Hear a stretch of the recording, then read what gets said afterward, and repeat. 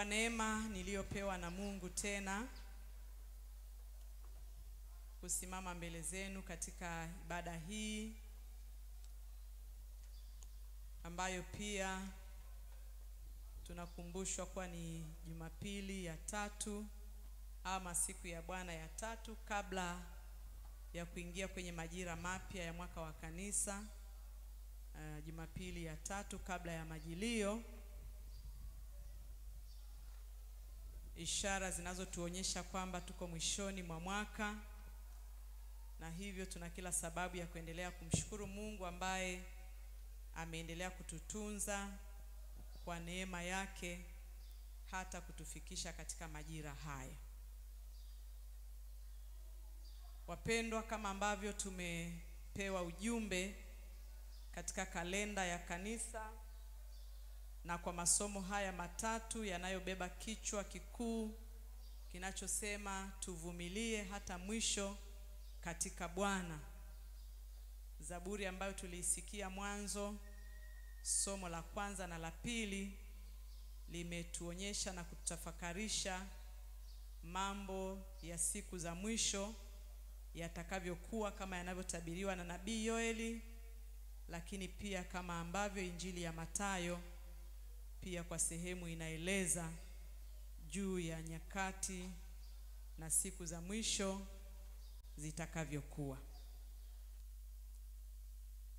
Nimejaribu kuangalia kwa ufupi juu ya neno uvumilivu au neno vumilia au kitendo cha kuvumilia.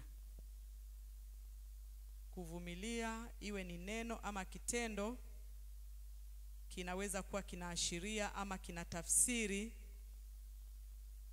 mtu anayepita katika nyakati ngumu, nyakati za maumivu, nyakati za mateso zinazohitaji uwezo wa mtu kustahimili ili apite hapo. Kitendo hicho au jambo hilo linaweza kutafsiriwa kama kitendo cha uvumilivu ama tendo la kuvumilia, ama neno hilo la kutafsiriwa kwamba vumilia ni kitendo cha mtu au hali ya mtu kupitia kwenye hali ya mateso, kukaa kwenye mateso, kubeba jambo gumu lenye maumivu lakini bila kupoteza focus.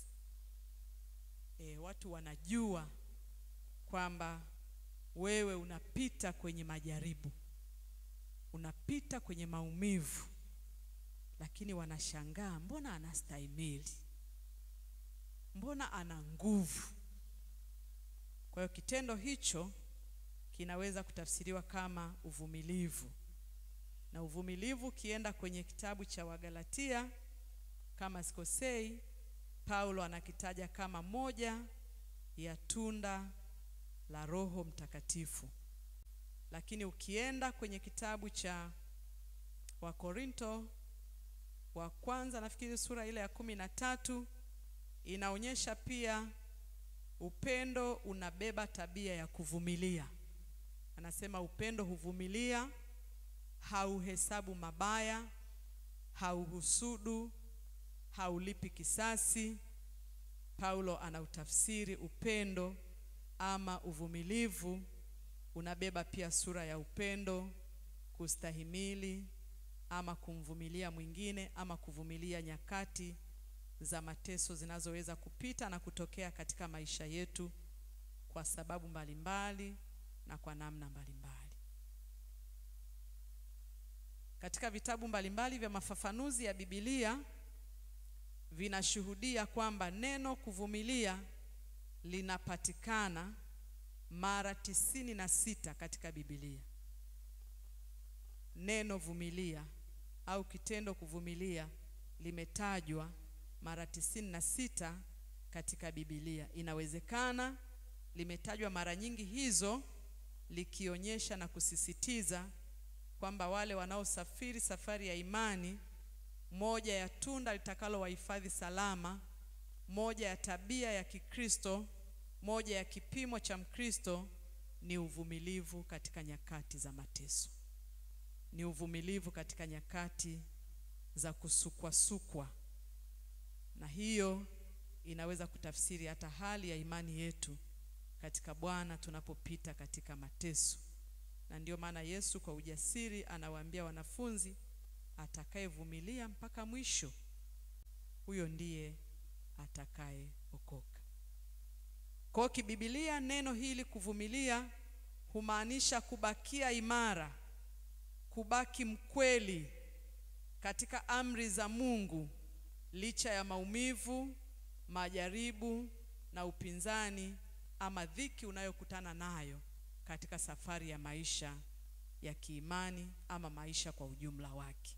KiBiblia neno kuvumilia au neno uvumilivu linamaanisha kubakia imara, kwamba unapita kwenye mapito makubwa, unabaki imara kwa Bwana. Unapita kwenye msukosuko, unabaki kuwa mkweli kwa kipimo cha amri 10 za Mungu, kama kioo cha Wakristo, amri za Mungu. Licha ya maumivu unayopitia, licha ya majaribu unayopitia, licha ya upinzani unaokutana nao ama dhiki na mateso unayopitia, imani ama Biblia ama neno la Mungu linakutaka katika nyakati hizo ubaki kusimama imara. Yesu mwenyewe anathibitisha hayo akisema, mwenye kuvumilia hata mwisho ndiye atakayeokoka. Na wainjilisti wote, ukianza Mathayo mwenyewe, Marko, Luka, hata Yohana, yako mambo ambayo yanatajwa na kuthibitisha juu ya hili neno uvumilivu, kitajwa mara nyingi. Kwenye Mathayo 10:22 inaeleza, kwenye Ufunuo 13 mstari ule wa 10 anasema nyakati za mateso, hapo ndipo tunapoona subira ya imani ya watakatifu. Kwa hiyo mateso ni kipimo kinachoweza kuangalia imani ya huyu ambaye anapita kwenye mateso bila kumwacha Mungu na bila kuiacha imani. Marko 13:13 inaeleza pia juu ya atakayevumilia. Luka 21:16 mpaka 19, Yohana 15:21 inathibitisha hayo yote. Nilichagua mistari michache, siwezi kusema yote, lakini ukienda kwenye reference unaweza kuona mkazo juu ya neno hili uvumilivu hata mwisho. Katika injili hii ya Mathayo ambayo tumepewa kutafakari kama msingi wa neno la mahubiri katika ibada yetu leo, tunamuona Yesu na wanafunzi wakimwendea katika hekalu na kutaka Yesu afafanue mambo kadha wa kadha ambayo yalikuwa yanatesa akili za wanafunzi. Wanataka kujua mwisho wa mambo hayo, au siku za mwisho wanataka Yesu awaambie ni nini kitatokea, mambo yatakuwaje, kwa namna gani. Wanafunzi hawa wanaenda kwa Yesu na kumuuliza maswali kadha wa kadha, lakini Yesu anawaonyesha jinsi ambavyo nyakati za mwisho, kujaribiwa kwa imani, kuteswa, kukataliwa, mambo kama hayo. Tena hasemi tu anasema hata watu watasalitiana, mtu na mwenzake watasalitiana. Kusalitiana ni neno linaloonyesha huruma haipo tena. Mtu na mtu wanaweza kuumizana kwa kiwango ambacho ni cha kushangaza, na wengine wakaujiuliza, huyu anawezaje kumfanyia mwanadamu mwenzake namna hii? Lakini Yesu anatafsiri na kuwaambia wanafunzi nyakati hizo zipo na zitatokea, na yeye anazitaja kama nyakati za mwisho zinazoweza kutokea katika maisha ya wanadamu. Neno la Mungu limebaki kuwa ndio kweli ya mwisho, isiyogeuka, isiyotanguka, isiyobadilika. Mambo haya yalisemwa wakati wa kanisa la kwanza, ama kabla ya anguko la hekalu la Yerusalemu, ilitabiriwa kwamba kanisa ama hekalu litabomolewa. Na hayo yanapotabiriwa ni kabla ya Kristo.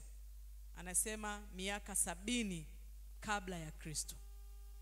Anno Domini. Mambo hayo yalitabiriwa nyakati hizo. Lakini yanapotimizwa, Yesu anataka kutumia mfano ule kulifundisha kanisa la sasa katika Agano Jipya, kwamba ikiwa yale yaliyotabiriwa wakati wa Agano la Kale ya kwamba yatatokea na yakatokea, ndivyo itakavyokuwa hata katika kanisa la sasa, kwamba mwisho wa nyakati Kristo atadhihirishwa, na yale yaliyotangazwa na manabii ya kwamba yatatokea ni lazima yatokee ili kuuthibitisha ule mwisho uliokusudiwa. Na Yesu Kristo anafundisha kwa wazi sana.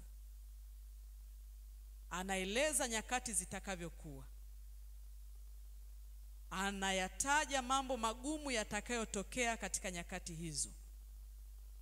Anawaambia wanafunzi wazi kwamba mambo hayo hayana budi kutukia. Hayana budi kutokea, na yatatokea katikati yenu. Maana yake wanafunzi waliambiwa watayashiriki hayo magumu, hayo maumivu, hayo mateso. Ikiwa ni vita, amesema itatokea matetesi ya vita. Taifa na taifa litaondoka kupigana, ufalme na ufalme utaondoka kupigana, patatokea njaa na matetemeko mahali na mahali. Na hayo anayasema Yesu mwenyewe kwamba yatatokea na hayana budi kutokea. Maana yake ni lazima, ni muhimu yatokee ili yausababishe ule mwisho uliokusudiwa upate kutimia.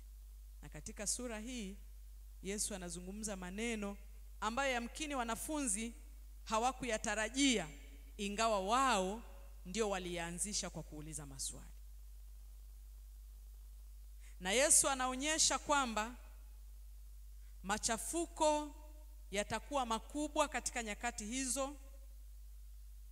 Watu wataingia kwenye mahangaiko huko na huko kutafuta msaada, na anasema hata walio wenzao watawakana na kuwakataa. Ndio anasema watu watasalitiana. Yamkini itakuwa ni rafiki na rafiki yake, mwenzi na mwenzi wake, mzazi na watoto, familia na familia. Yesu anatumia mfano wa taifa na taifa, ufalme na ufalme kuondoka kupigana na ufalme mwingine. Katikati ya machafuko hayo kuwa makubwa, anasema hata mengine yamkini yatakuwa ndani ya mambo ya kiimani. Ndio maana anagusa ule mstari unasema, na kwa sababu ya kuongezeka kwa maasi, upendo wa wengi utapoa. Tunajua ndani ya upendo tunagusa mambo ya kiimani, kwamba hata katika imani watu wanaweza kusalitiana mmoja kwa mwingine. Yesu anasema hayo hayana budi yatatokea. Na anasema katikati ya hayo machafuko na mahangaiko, katikati ya hayo maumivu, watatokea na manabii wa uongo kuwadanganya wengi. Wengine watasema mimi ndiye Kristo. Wengine watakwambia njoo huku ndiko utakapopata msaada wa kweli. Kwa hiyo mahangaiko miongoni mwa waumini yatatokea. Watu watakimbia huku na kule kutafuta msaada. Mahali pengine Yesu amesema wakiwaambia hivyo, msiondoke hapo. Maana yake usiondoke katika imani, kwa sababu nyakati za majaribu, nyakati za maumivu ni kiwango na ni kipimo na ni mchujo wa kiimani. Ni mchujo wa kiimani unaweza kupita. Ni kipimo cha imani. Kule kwa Yoeli anasema waamsheni mashujaa. Na mimi nataka kusema nyakati za magumu, waamke mashujaa wa imani, wanaoweza kuendelea kuitetea imani, wanaoweza kuendelea kuishikilia imani. Nafikiri ni kule kwa Yakobo anasema imetupasa watakatifu kuishindania imani ile ambayo tunakabidhiwa mara moja tu. Imani haukabidhiwi kila wakati. Unakabidhiwa leo, kesho unaacha, kesho kutwa unakabidhiwa tena. Imani watakatifu wanakabidhiwa mara moja tu. Inayobaki ni kuitetea imani, kuilinda imani, kuishika imani. Kwa nyakati za mahangaiko, nyakati za maumivu, kuna hatari ya wengine kukimbia na kuiacha imani, kuogopa na kuiacha imani. Yesu anasema mtatishwa ili yamkini muikane imani. Hayo yatatokea, matisho yatakuwepo, vita itakuwepo, mateso yatakuwepo, kusalitiana kutatokea. Anasema katikati ya hayo yote, atakayevumilia hata mwisho, Yesu anasema huyo ndiye atakayeokoka. Katika nyakati hizi, dunia si tu inawahitaji wataalamu wa kupanga mbinu na mipango ya kuzuia vita. Dunia si tu inawahitaji watu wenye akili na uwezo, lakini dunia inawahitaji watu wanaoweza kusimama na Bwana, wanaweza kusimama kwa imani, watakaoweza kusema hata katikati ya machafuko hayo bado tunaye Mungu anayeishi, Mungu anayetuona, Mungu anayetuangalia siku zote. Dunia inawahitaji watu wenye imani, wajuzi wa mambo ya kiroho, wenye imani thabiti kwa Mungu, wanaoishika imani ya kweli, ambao hawatatishwa na kuogopeshwa na nyakati ambazo hata nabii Yoeli anazitabiri. Watu hao wenye uthabiti wa imani ni wale wanaoishi kwa dhati kwa kumtegemea Mungu, wasio na mawaa mioyoni mwao, wanaotambua majira na nyakati ili waendelee kumtumikia Mungu na kumshika katika imani ya kweli. Bwana wetu Yesu Kristo apewe sifa. Bwana apewe sifa. Nyakati hizi kwa kuwa zimeamuriwa na zimekusudiwa kwamba ni lazima zitokee, Yesu mwenyewe anasema hazina budi kutukia. Na kwa kuwa hazina budi kutukia, ni heri leo chukue nafasi ya kuchagua kuendelea kumshika Yesu. Kama ulikuwa hujafanya maamuzi ya kweli, fanya maamuzi leo ya kuamua kumshika Yesu, ya kuambatana na Yesu, kwa sababu Yesu Kristo mwenyewe anaonyesha mambo haya yatatokea kwa ghafla. Anasema hata yeye hajui nyakati hizo zitakuwa lini, lakini kwamba zitatokea anajua ipo, kwamba zitakuja anajua ni hakika lazima zitatimia nyakati hizo. Kwamba ni lini ni fumbo ambalo Mungu ametufumba sisi sote. Na mfano wa hayo ni haya yaliyotokea juzi. Ni nani alijua? Hapana nabii katika taifa, hapana mwonaji katika taifa, lakini yametokea. Na labda Mungu ameachilia pia neno hili lifundishwe katika nyakati hizi. Tunazoweza kusema ni neno la wakati, neno la maarifa, ambalo sisi wa imani tunapaswa kulishika, kuliishi katika maisha yetu ya kila siku. Katika tabia hii ya uvumilivu, nataka niseme mfano mmoja ambao labda nitakuwa natumia kuhitimisha katika mahubiri yangu. Mfano huu unahusu mfano wa wanyama wawili, mbwa na tembo. Mtu mmoja akasema siku moja mbwa na tembo walibeba mimba. Na sisi wote tunaofuga mbwa, tunaojua wanyama kule kwenye maeneo ya hifadhi, mbwa anabeba mimba na anaweza kuzaa watoto wengi tu, na inasemekana anaweza kuzaa mara zaidi ya 2 katika kipindi fulani. Kwa hiyo mbwa na tembo wakabeba mimba kwa siku moja. Lakini baada ya miezi 2 mbwa akazaa watoto vingi tu. Tembo bado amebeba mimba yake. Lakini baada ya huyu mbwa kubeba mimba na kuzaa watoto, akaanza kumdhihaki tembo, wewe na wewe utazaa lini? Mimba hiyo mimba gani? Mimba mbona ni ya muda mrefu sana? Kazaa mara ya kwanza mbwa, kakaa akabeba mimba nyingine, akazaa tena. Tembo bado anazunguka na mimba yake. Wale wanaofahamu tembo wanasema anabeba mimba mwaka mmoja na miezi mingapi? Sijui ni 6, sijui mwaka na nusu, lakini nafahamika hivyo. Kwa hiyo mbwa akazaa mara ya pili, anaendelea kumdhihaki tembo, we bado tu. Na haya yatokei kwa wanyama tu, hata kule kwa mke wa Elikana, si mnakumbuka?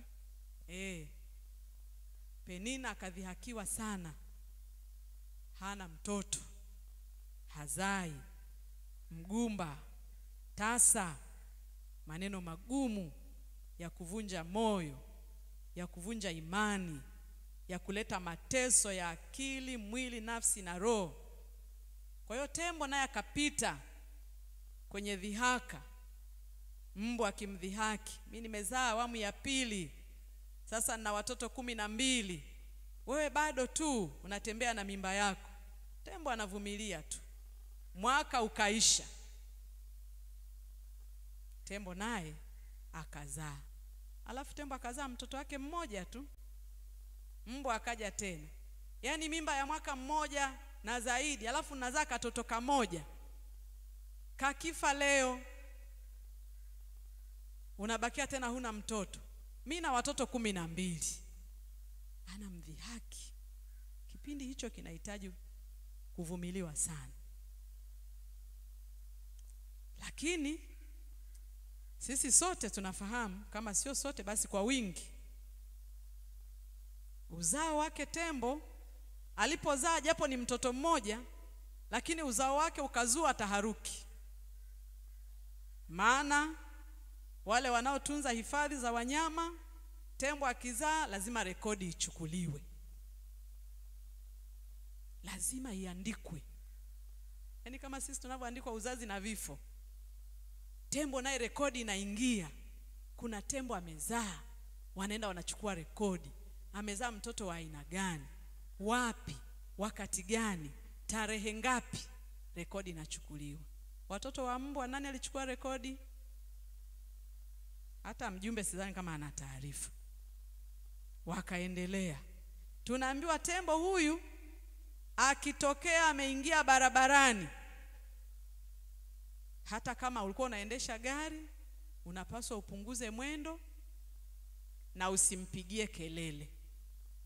Hata akiamua kulala katikati ya barabara, uruhusi kupiga honi. Umsubiri mpaka atakapoinuka kwa hiari aondoke, ndipo upiti. Hizo ni sheria za hifadhi, sheria za wanaotunza wanyama. Mbwa akipita barabarani, nini kinaendelea? Anagongwa na hamna hata mtu anayetangaza msiba. Anagongwa, mtu anaendelea na safari. Lakini mtoto wa tembo mmoja tu anaweza kasababisha msafara wa magari mnaopita hii njia ya Mikumi. Tajua kuna alama zinawekwa kwamba unaingia kwenye hifadhi, hutakiwi kutupa takataka, hutakiwi kuongea kwa sauti, hutakiwi sijui kupiga picha, hutakiwi kusimamisha gari. Kuna masharti. Kwa nini? Kwa sababu kule kuna wanyama wanaoheshimiwa, na yamkini mmoja wapo ni huyu ambaye nimesema, tembo. Kwa hiyo mtoto huyu wa tembo alipozaliwa, kuna ratiba zilibadilika hata mbugani. Lazima wale watunza hifadhi waende wakachukue rekodi, waandike, waweke kwenye vitabu, watoe taarifa, waseme hiki. Lakini mtoto wa mbwa hapakuwa na taarifa yoyote. Kwa nini? Kwa sababu mtoto wa tembo ana thamani kuliko mtoto wa mbwa. Lakini tembo ili afikie kwenye hatua hiyo alihitaji uvumilivu. Alivumilia mpaka mwisho. Alijua haijalishi mbwa hata akizaa mara 3, hata akizaa watoto 20, mimi nitazaa mmoja na atakuwa mheshimiwa. Nyakati tunazopita zinahitaji kiwango cha imani, kiwango cha uvumilivu. Thamani ya imani yako iongezeke. Watu wanaweza kukupimia kwa namna mbalimbali kwa sababu ni wanadamu. Vita vinaweza kuinuka kwa namna mbalimbali kwa sababu Yesu mwenyewe amesema hazina budi kutokea. Lakini heri wale wanaoishika imani katika saburi na katika uvumilivu. Maana wanaovumilia mpaka mwisho, Kristo ameahidi ya kwamba atawafikisha katika uzima wa milele. Mungu atubariki na alibariki neno lake sasa na hata milele. Amen.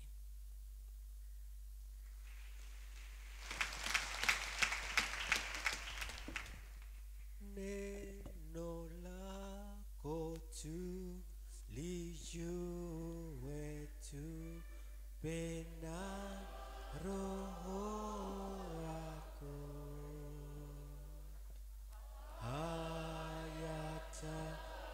hayatakuwa ya bure ya maneno yako. Tunamshukuru Mungu kwa ajili ya neno hili ambalo